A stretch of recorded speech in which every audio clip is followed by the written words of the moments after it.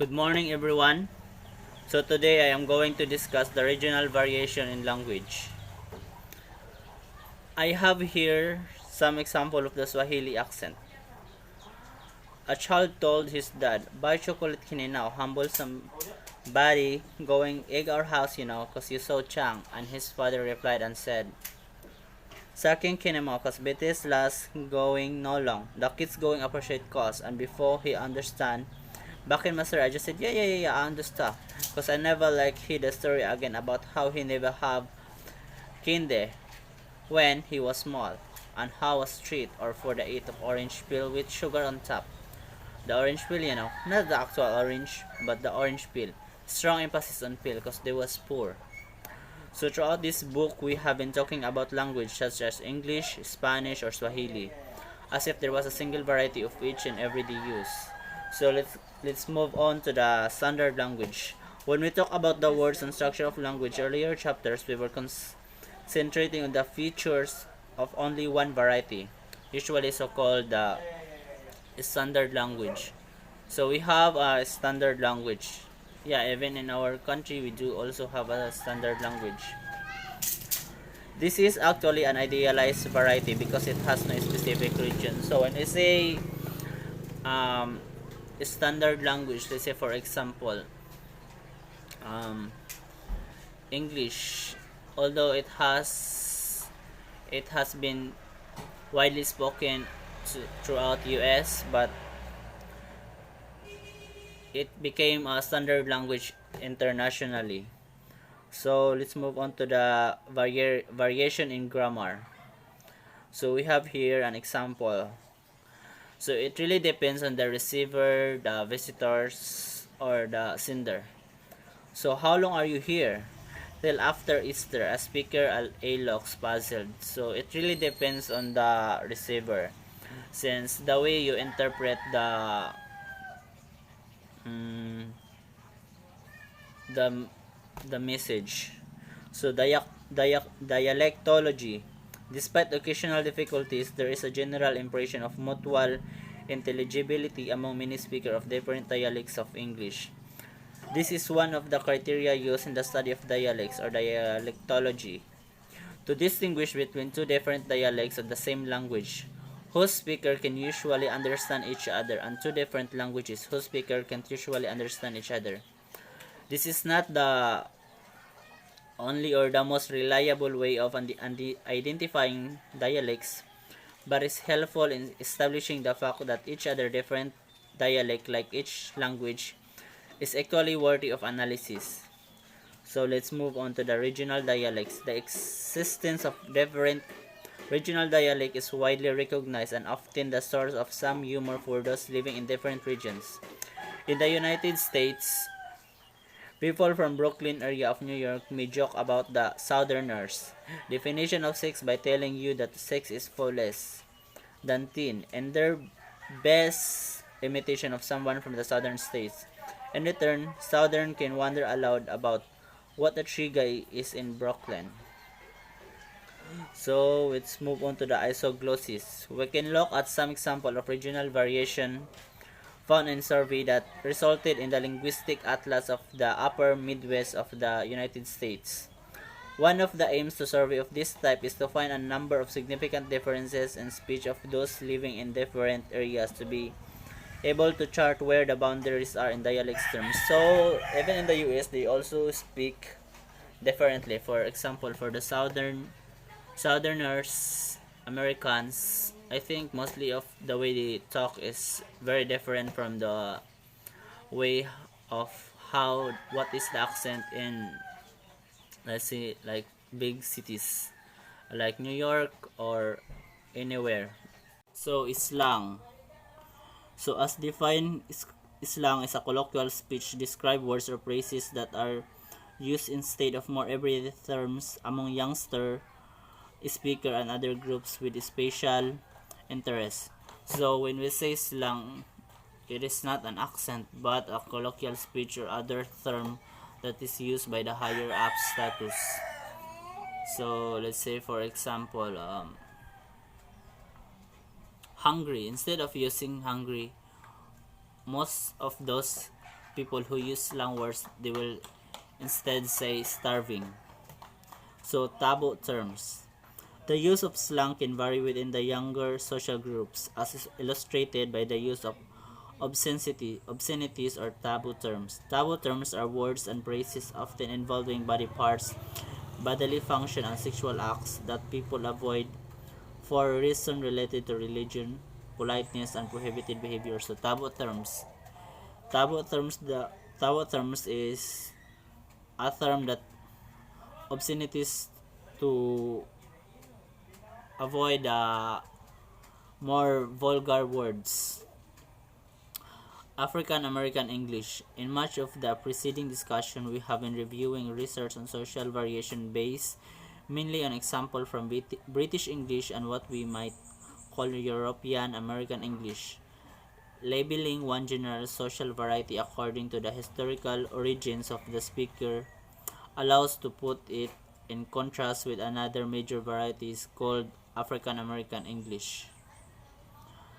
Vernacular language. The form of AAE has been mostly studied. It's usually described as African American Vernacular English. So we also have here in the Philippines, we can also use vernacular, which we switch from English to Bisaya. That is called a vernacular language.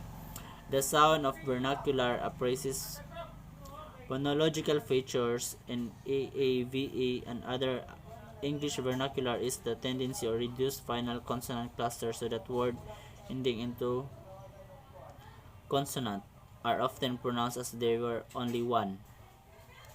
The grammar of a vernacular. It is typically in aspects of grammar that AAVE and other vernaculars are more stigmatized as being illogical or sloppy. So, sloppy and illogical. It is being stigmatized. While AAV speakers don't include the usually auxiliary verb is in structures such as she working now to describe what is happening currently, they can use not as she be working downtown now as a way of expressing habitual action as shown in table 19.2. So lesson 3, language and culture. That the Quaker rejected the use of you as a polite form of address and preferred thou, which to them signaled intimacy and equality, by refusing to use you because they took it as a deferential form of address. The Quaker provoked hostility from others who regarded their behavior as a sign of contempt. The repercussions of such deviant usage were severe for some Quakers such as Richard Davis. So the type of sociolinguistic variation described in Chapter 19 is sometimes attributed to cultural differences. It is not unusual to find aspects of language identified as characteristic features of African American culture or European culture or Japanese culture. This approach to the study of language originates in the work of anthropologists who have used language as a source of information in the general study of culture. So, culture. We use the term culture to refer to all the ideas that assumptions about the nature of things and people that we learn when we become members of social groups. It can be defined as a socially acquired language. That is the kind of awareness we develop of our knowledge, the hence of our culture, only after having developed language. The first language we learn through cultural transmission provide us initially with a really made system of categorizing the world around us. Categories. Although there is a lot of variation among all the individual dogs in our experience, we can use the word dog to talk about any one of them as a member of the category. A category is a group with certain features in common, and we can think of the vocabulary we learn as a set of category labels. There are the words for referring to concepts that people in our social world have typically needed to talk about. It is tempting to believe that there is a fixed relationship between the set of words we have learned or categorized and the way external reality is organized. However, Evidence from the world's language would suggest that the organization of external reality actually varies of some extent according to the language. Kinship term. Some of the clearest examples of lexicalized categories are words used to refer to people who are members of the same family or kinship terms. All languages have kinship terms, brother, mother, grandmother, but they don't all put family members into categories in the same way. In some languages, the equivalent of the word father is used not only for male parent but also for the male parent's brothers. In English, we use the word uncle for this type of style of individual. We have lexicalized the distinction between the two concepts. Time concepts. To take a more abstract example, when we learn a word such as a week of weekend, we are inheriting a conceptual system that operates with amounts of time as common categories, having words for units of time such as 2 days or 7 days. Show that we can think of time, something abstract with no physical existence. Then let's proceed to the linguistic relativity. In these examples, we have treated different in languages uses as evidence of different ways of talking about external reality. This is often discussed in terms of linguistic relativity because it seems that the structure of our language, with its predetermined categories, must have influence on how we perceive the world. In its weak version, these ideas simply capture the fact that we are not only talk, but to a certain extent, probably also think about the world of experience using the categories provided by our language.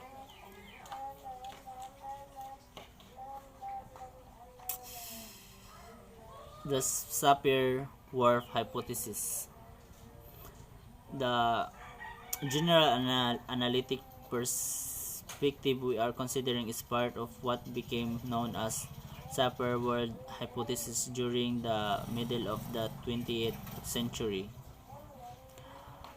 At a time when American linguistics had closer ties to anthropology, Edward Sapir and Benjamin Whorf produced arguments that the languages of Native Americans such as the Hopi led them to view the world differently from those who spoke European language.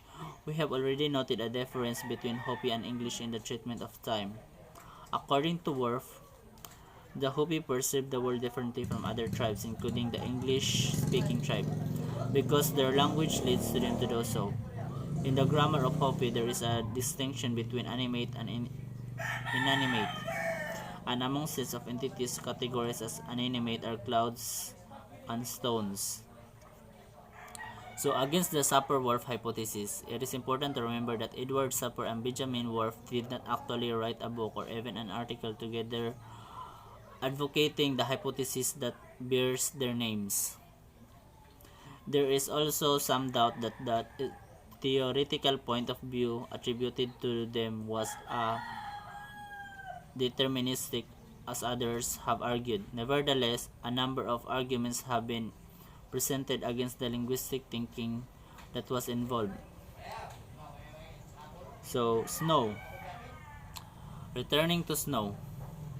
In cold places, we should first place Eskimo, with more accurate terms for the people Inuit and their language. According to Martin, the Inuit of West Greenland have only two basic words for snow: kanik, snow in the air, and apot, snow in the ground. So, from one point of view, we could say that in this language there are really only two words for snow. However, in the same way as speakers of other languages, the Inuit are able to create from the two basic elements a large number of common expressions for different snow-related phenomena.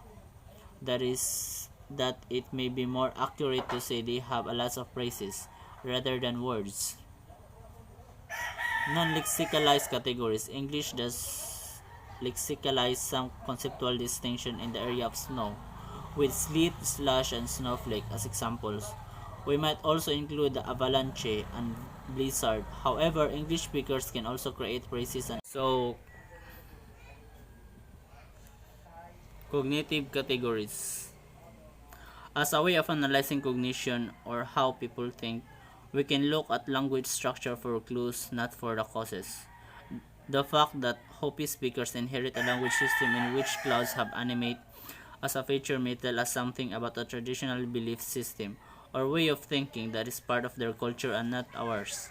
In the Yagua language spoken in Peru, the set of entities with animate as a feature includes the moon rocks and pineapples, as well as people. In the traditions of the Yangwa, all these entities are treated as a valued object so that their cultural interpretation of the future animate may be closer to the concept having special importance in life rather than the concept having life, as in the cultural interpretation of most English speaker. Social categories. Words such as uncle. So, gender. The observation that address terms for men and women are different leads us to a consideration of the most fundamental difference in social categorization. The one based on gender. We have already noted that different between two uses of the word gender in Chapter 7, biological or natural gender is the distinction in sex between the male and female of each species. Grammatical gender is the distinction between masculine and feminine, which is used to classify nouns in languages such as Spanish, el sol, la luna. A third use for social gender, which is the distinction we make when we use words like man and woman to classify individuals in terms of their social rules. So we have a gender so that we can able to distinguish if that person is man or a woman. It depends on the classification categories. Gendered structures. When we revive social variation, noting the difference between gender structures. When we reviewed social variation, noting the difference between working class and a middle class speech, we largely ignore the gender differences. Yet, within each social class, there is a substantial variation according to gender. Generally speaking, whenever this is a higher versus lower prestige variable, e.g. talking token or I saw it, I seen it, women are more likely to use the higher prestige forms. The difference is most noticeable among middle class speakers. In one study of double negatives, in lower middle class speech, substantially more men 32% than women 1% use the structure. Gendered speech. In general, men have longer vocal tracts, larger larynx and thicker vocal folds than women. The result is that men speak in a lower pitch range, 80 to 200 Hz, than women, 100 to 400 Hz. The term pitch is used to describe the effect of vibration in the vocal folds, with slower vibration making voices sound lower and rapid vibration making voices sound larger. Among women speaking American English, there is also generally more speech movement, that is, more rising and falling intonation.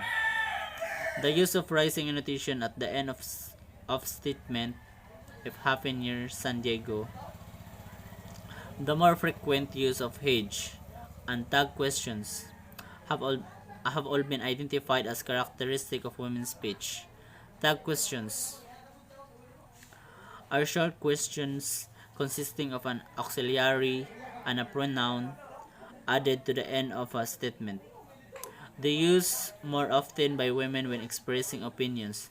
These features of women's speech all seem to be ways of inviting agreement with an idea rather than asserting. Same gender talk. It is important to pay attention to the concept of same gender talk because much of our socialization takes place in such a group. By the time we are 3 years old, we have established a preference for talking as same gender others.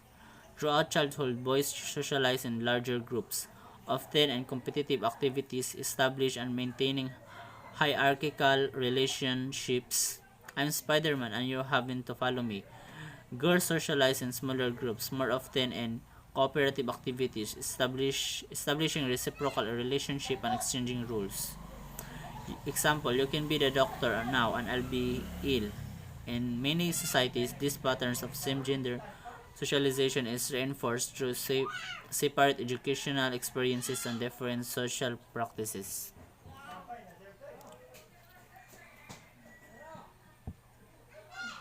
Gender interaction. Many of features identified in women's speech seem to facilitate the exchange of terms by allowing others to speak so that interactions become a shared activity.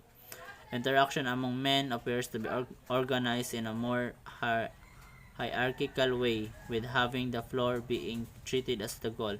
Men generally take longer turns and in many social contexts. One effect of this different style is that certain features become very resilient in cross-gender interaction. For example, in same-gender discussion, there is a little difference in the number of times speakers interrupt each other. However, in cross-gender interaction, men are much more likely to interrupt women. In same-gender conversation, women produce more back channel as indication of listening and paying attention. So that would be all. Thank you. So I have here some example of the dialect boundaries. We have here indicated on the example North Dakota, South Dakota, Nebraska, Iowa isoglotts.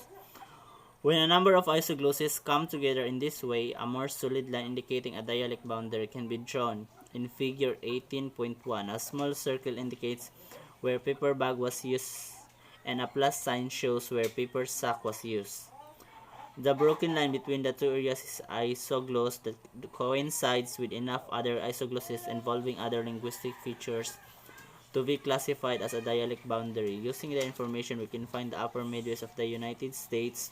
There is a northern dialect area that includes Minnesota, North Dakota, most of South Dakota, and northern Iowa. The rest of Iowa and Nebraska shows characteristics of the Midland dialect. Some of the noticeable differences are illustrated here. So,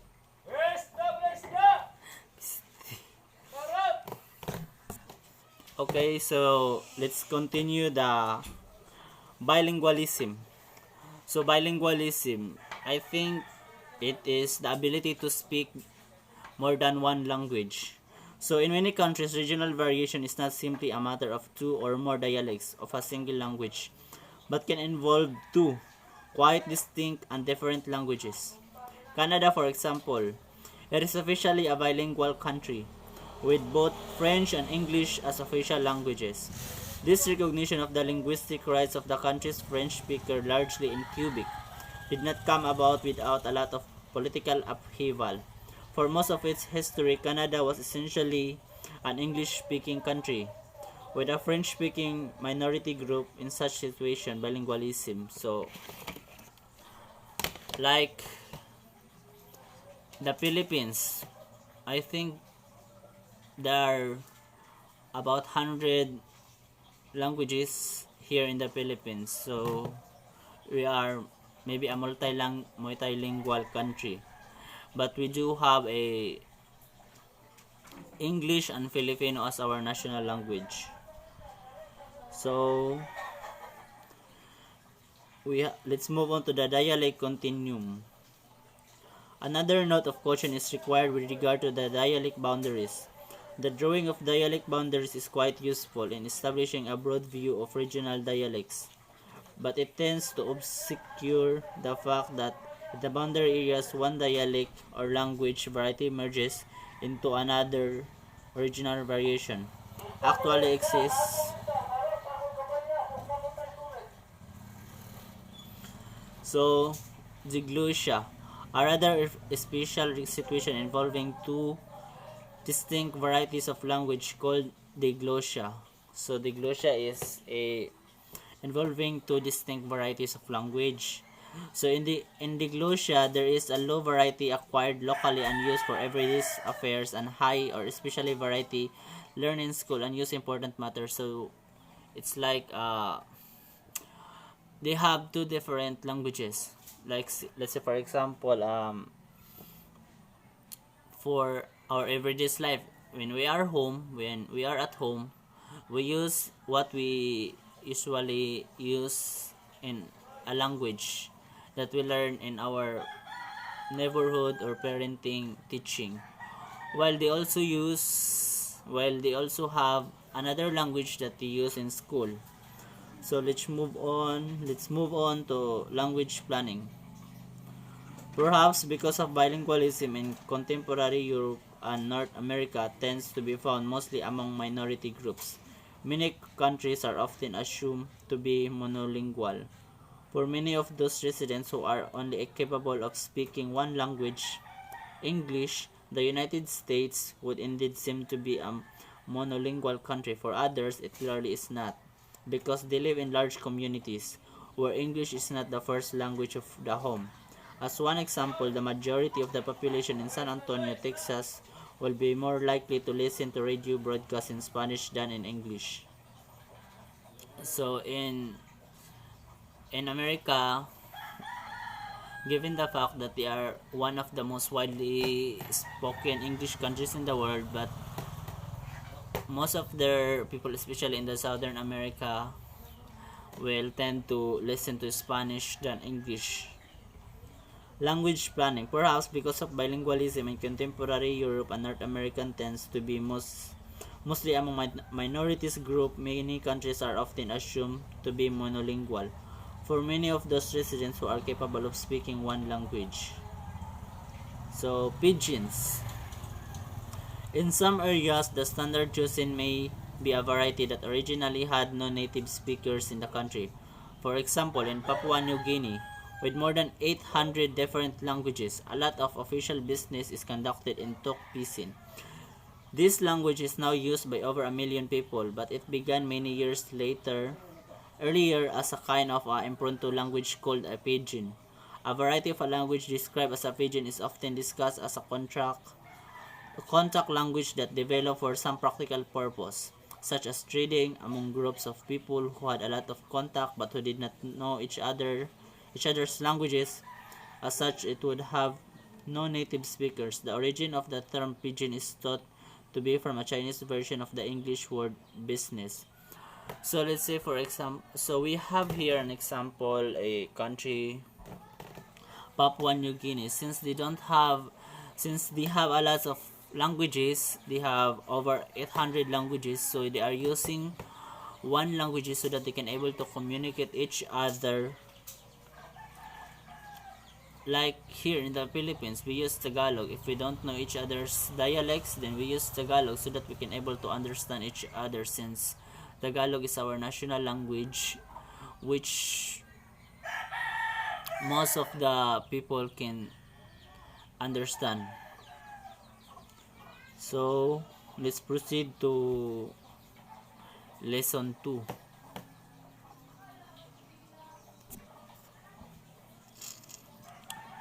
Social variation in language. When in Niagara Falls, I was escorting a young lady with whom I was on friendly terms.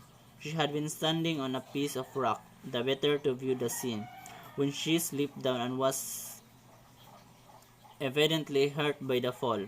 She had in fact grazed her shin.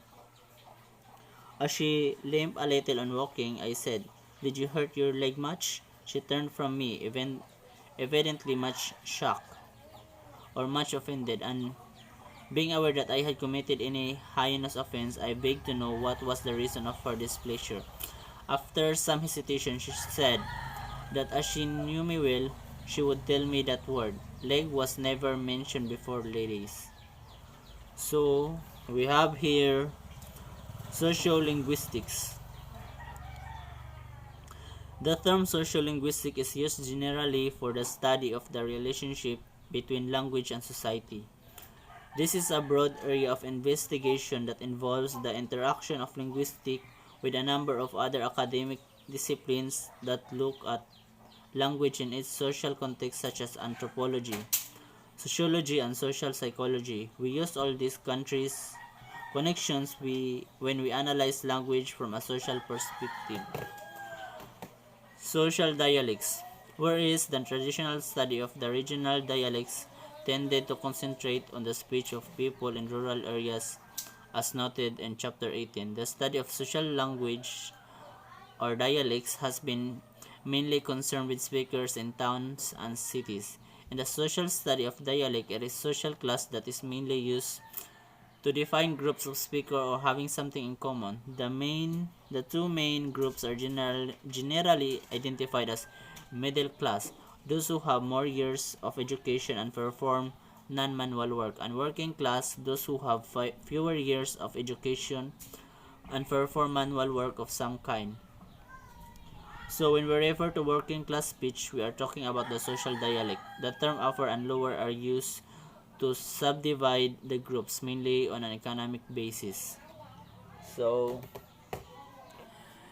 we can we have also here that we can easily identify the middle class and the lower class. It's like distinguishing what is the level of status you do.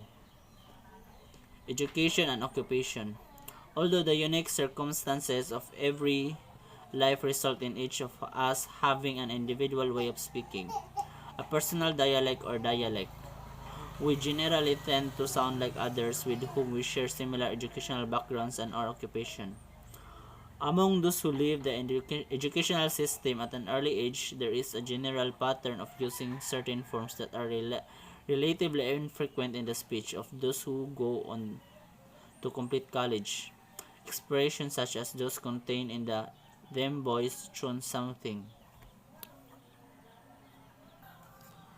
So now let's move on to the speech style and style shifting. In his department store study, Leibov included another subtle element that allowed him not only to investigate the type of social stratification illustrated in Table 19.1, but also speech style. As a social feature of language use, the most basic distinction in speech style is between formal uses and informal uses. Formal style is when we pay more careful attention to how we are speaking, and informal style is when we pay less attention. They are sometimes described as careful style and casual style. A change from one to another by an individual is called style shifting. So we are now discussing the style shifting and speech style. So we have a formal and informal style. So when we say, like, say for example here in the Philippines, when we say formal, we usually tend to say po or opo. But in a informal way, we say let's say you're talking to your friend, so you don't need to say something po or opo because you are casually talking to that person since you are already comfortable. So now let's proceed to prestige. When certain individuals change their speech in the direction of form that is more frequent in the speech of those perceived to have higher social status, we are dealing with over prestige or status that is generally recognized as better or more positively valued in the larger community. So speech accommodation. As we look closely at variation in speech style, we can see that it is not only based on speakers' social class and attention to speech, but it is also influenced by their perception of their listeners. This type of variation is sometimes described in terms of audience design, but is more generally known as speech accommodation, defined as our ability to modify our speech style toward or away from the perceived style of the persons we are talking to. Convergence. We can adapt the speech style that attempts to reduce social distance, described as convergence, and use forms that are similar to those used by the person we are talking to. In the following examples from Holmes 2013, a teenage boy is asking to see some holiday photographs. In the first example, he is talking to his friend, and in the second example, he is talking to his friend's mother. The request is essentially the same, but style is different as the speaker converge with the speech style of the other. Divergence. While we may want to try or to sound like others in some social interaction to emphasize social closeness, there are other times when we may prefer to create the opposite effect. When a speech style is used to emphasize social distance between speakers. So we can make our speech style diverge from another by using forms that are distinctly different. In the third line of the following example, the Scottish teenager shift to a speech style with features that differ substantially from the first line, while essentially saying the same thing. Register. Another influence on speech style that is tied to social identity derives from register. A register is a conventional way of using language that is appropriate in a specific context, which may be identified as a situational, occupational, or topical language. We can recognize specific features that occur in the religious register.